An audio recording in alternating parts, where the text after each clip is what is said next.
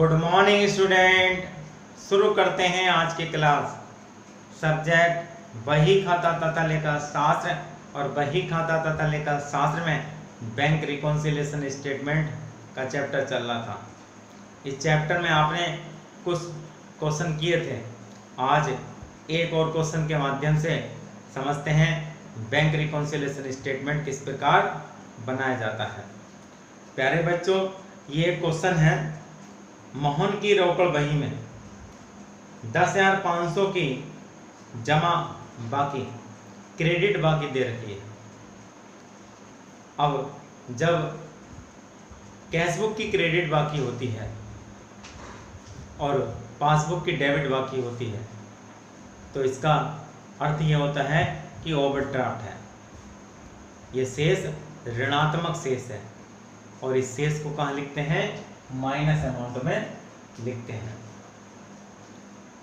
तो इसको लिख देंगे CR बैलेंस ब्रैकेट में ओवरड्राफ्ट एज पर कैशबुक 10,500 रुपये माइनस अमाउंट में।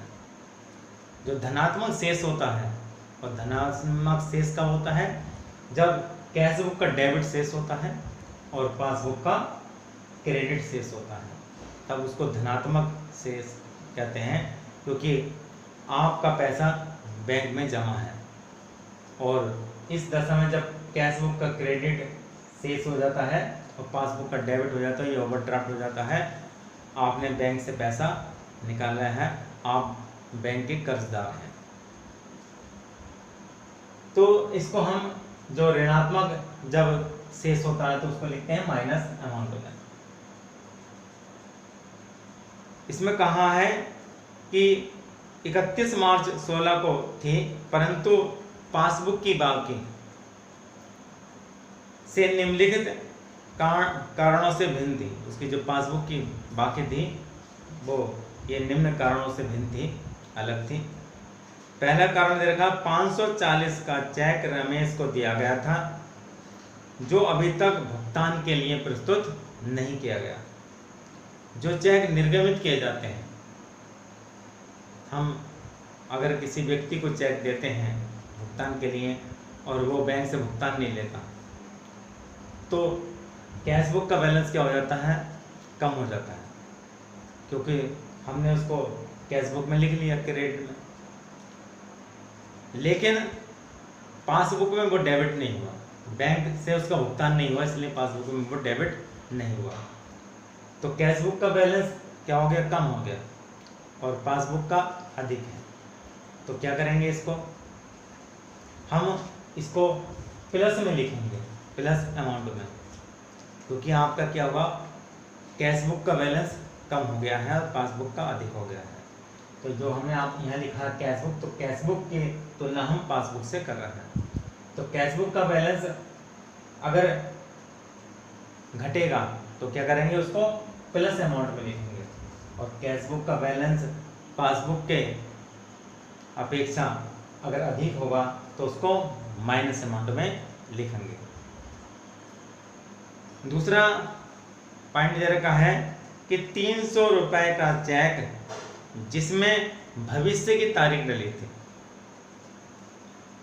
रोकड़ बही में डेबिट पक्ष में लिख लिया परंतु बैंक नहीं भेजा। तो जब आपने डेबिट पक्ष में लिख लिया तो कैशबुक का बैलेंस क्या हो गया? अधिक हो गया और बैंक भेजा नहीं है। तो जब बैंक नहीं भेजेंगे तो बैंक वसूल कैसे करेगा? वसूल नहीं करेगा तो पासबुक में क्रेडिट नहीं होगा। तो कैशबुक का बैलेंस क्या हो गया? अधिक हो गया और पासबुक का कम हो गया है।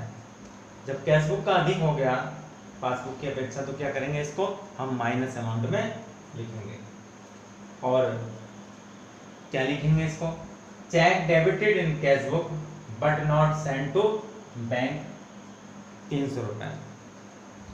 आगे देखते हैं। तीसरा पॉइंट है 1200 रुपए के चेक संग्रह करने के लिए बैंक भेजे गए थे जो अभी तक वसूल नहीं हुए। Cheque send to bank but not collected. तो इसको भी कहाँ लिखेंगे? माइनस अमाउंट में लिखेंगे। क्यों लिखेंगे इसको माइनस अमाउंट में? क्योंकि जब हमने बैंक में चेक भेजे तो कैशबुक में इसको डेबिट कर लिया, क्योंकि जितनी भी प्राप्ति होती हैं कैशबुक में डेबिट में लिखी जाती हैं और जितने भी भुगतान होते हैं कैशबुक के क्रेडिट में लिखे जाते हैं। पासबुक में उल्टा होता है, जितने भी भुगतान किए जाते हैं वो डेबिट पक्ष में लिखे जाते हैं और जितने भी बैंक प्राप्त करता है वो क्रेडिट पक्ष में लिखे जाते हैं, क्योंकि पासबुक और कैशबुक की एंट्रियां अपोजिट होती हैं। जो एंट्री कैशबुक के डेबिट में होती है वह एंट्री पासबुक के क्रेडिट में होती है, और जो एंट्री कैशबुक के क्रेडिट में होती है वो पासबुक के डेबिट में होती है। अगला पॉइंट है 400 रुपए का चेक जो बैंक भेजा था अनादृत हो गया। तो ये चेक हमने वसूली के लिए भेजा था और ये अनादृत हो गया। तो जब अनादृत हो गया, उसका पैसा वसूल नहीं हो पाया, तो पासबुक का बैलेंस क्या हो गया? कम हो गया। अगर वसूल हो जाता तो पासबुक का बैलेंस बराबर हो जाता। और कैशबुक में लिखा गया है तो कैशबुक का बैलेंस क्या हो गया? अधिक हो गया। तो क्या करेंगे? इसको भी माइनस अमाउंट में। अगर ये इशूड चेक होता, जो हमने इशूड करते भुगतान के लिए देते, और अनादृत हो जाता, तब ये प्लस अमाउंट में लिखा जाता। अब चेक डिसऑनर्ड माइनस अमाउंट में लिख देंगे 400 रुपये।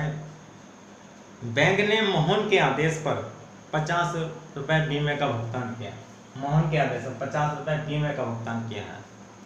तो बैंक हमारी तरफ से कोई भी भुगतान करता है, कोई भी खर्च करता है, तो और वो हमें बाद में पता चलता है, तो उसकी एंट्री कैशबुक में तो नहीं हुई, पासबुक में वो डेबिट हो जाता, पासबुक में उसकी एंट्री हो जाती, तो पासबुक का बैलेंस कम हो जाता है और कैशबुक का बैलेंस अधिक रहता है।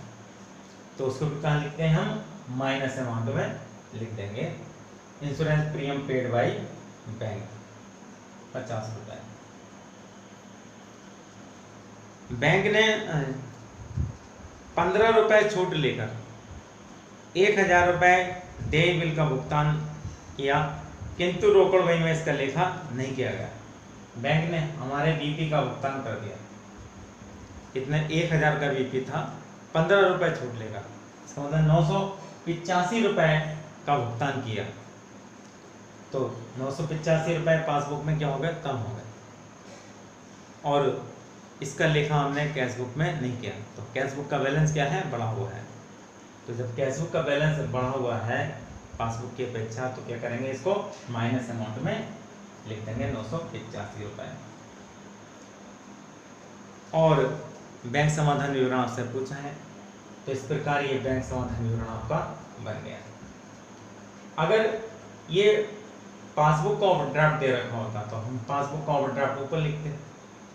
फिर ये जो माइनस अमाउंट वाले हैं, क्योंकि फिर पासबुक के अनुसार हम सोचते हैं, पासबुक की तुलना फिर कैशबुक से करते, तो वो प्लस अमाउंट में लिखते, और जो प्लस अमाउंट में है वो माइनस अमाउंट में लिखते। इस प्रकार इसका हम टोटल कर लेंगे, और ये टोटल आ जाता है प्लस अमाउंट का 540 और माइनस अमाउंट का 13,435 रुपये, क्योंकि प्लस अमाउंट में एक ही आइटम था, check issued but not presented for payment. अब ये माइनस अमाउंट का टोटल अधिक है और प्लस का कम है, तो ये पासबुक का कौन सा बैलेंस आएगा? डेबिट बैलेंस आएगा। डेबिट बैलेंस और ब्रैकेट में ओवरड्राफ्ट एज पर पासबुक, क्योंकि जब पासबुक का डेबिट होता है और कैशबुक का क्रेडिट होता है तो ये बैलेंस ऋणात्मक होता है। तो ये 12,895 रुपये आ गया, और ये टोटल हो गया 13,435 रुपये। अरे बच्चों, ये क्वेश्चन कंप्लीट हो गया, और इसी क्वेश्चन के साथ आपका ये चैप्टर कंप्लीट हो जाता है। और उम्मीद करते हैं ये क्वेश्चन आपके समझ में आया होगा, और साथ ही ये पूरा चैप्टर अच्छी तरह से आपके समझ में आ गया होगा। अगर कोई बात आपकी समझ में नहीं आई है तो आप कमेंट में लिख सकते हैं। आपकी हर समस्या का समाधान करने की हम पूरी कोशिश करेंगे। धन्यवाद।